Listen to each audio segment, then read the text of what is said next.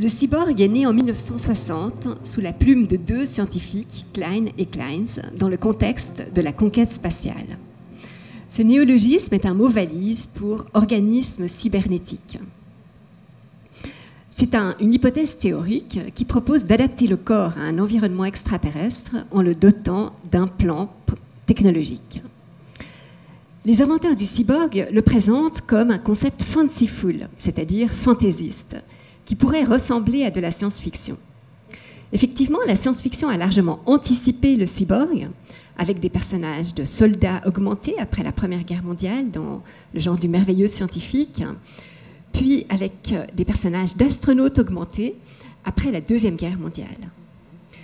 La science-fiction contribue à populariser le concept du cyborg, notamment avec le roman qui le choisit comme titre, Cyborg, qui sera adapté à la télévision dans la série L'homme qui valait 3 milliards. La créature devient donc transmédiale.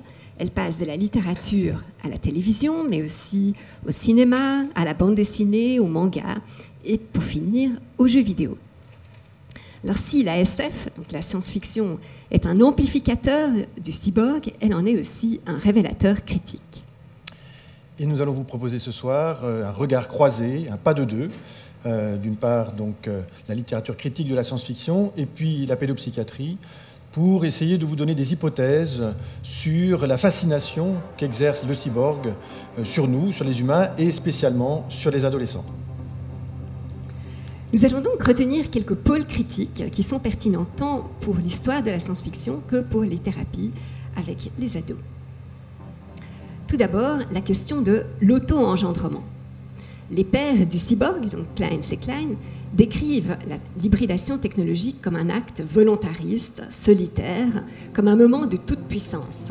Le cyborg s'affranchit de ses limites biologiques par ses implants. Alors la science-fiction, elle, héroïse cette figure pionnière, cette figure conquérante sur un mode épique, mais elle critique néanmoins l'illusion de l'autonomie ou du contrôle que porte la naissance du cyborg. En effet, elle campe des cyborgs qui sont souvent des êtres éminemment dépendants. Ils dépendent de leur interface numérique aujourd'hui. Ils dépendent aussi de toute une constellation de personnages, à commencer par l'ingénieur et le médecin, tout comme d'institutions. Ce sont des êtres aliénés, assujettis jusque dans leur chair. Et leur aventure va donc consister en un processus de réappropriation qui souvent passe par un surcroît de technologie.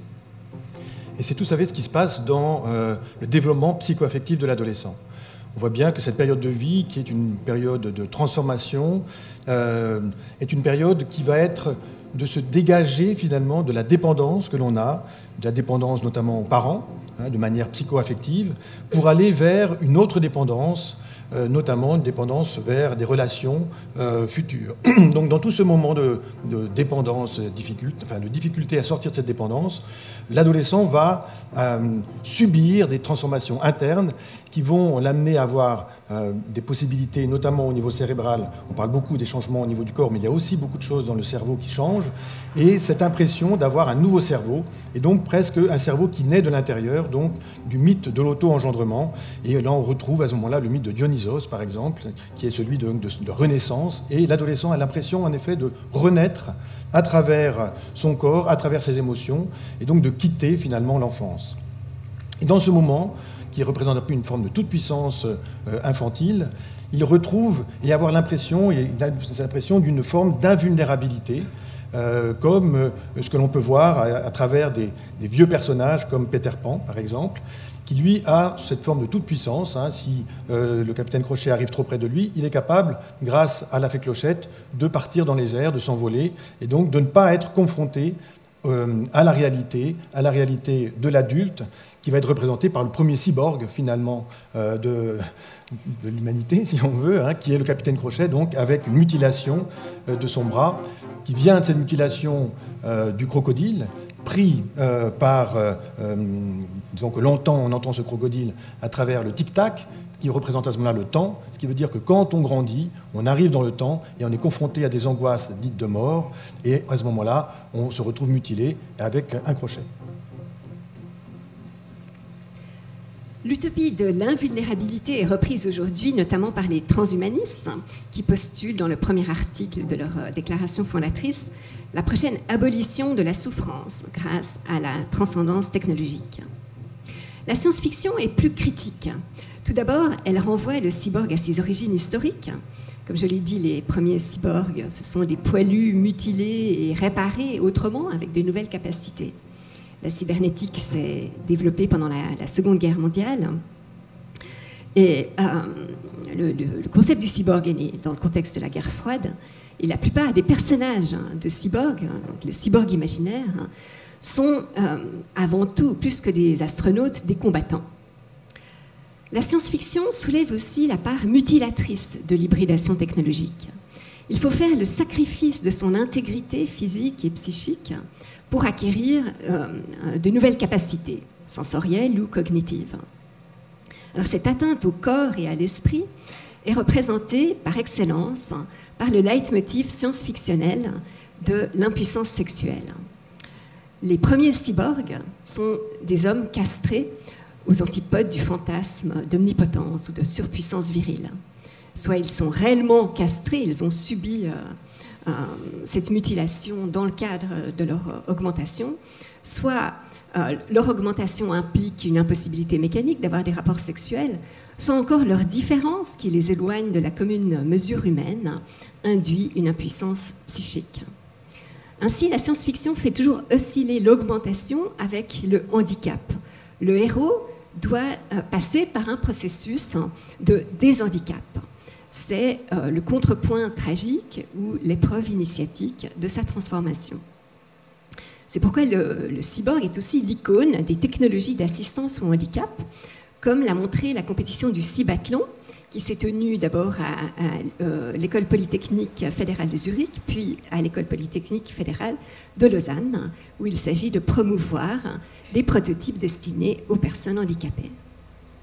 Alors parler de l'adolescence comme un handicap, c'est peut-être aller un peu loin, quoique quand on les côtoie tous les jours, on s'aperçoit qu'il y a quand même quelques soucis. Et puis, on a parlé de sexualité, alors évidemment, dès qu'on parle de sexualité, les psychiatres sont tout à fait intéressés. Et donc, il est clair que dans l'univers du cyborg, on retrouve quelque chose autour de la différenciation sexuelle.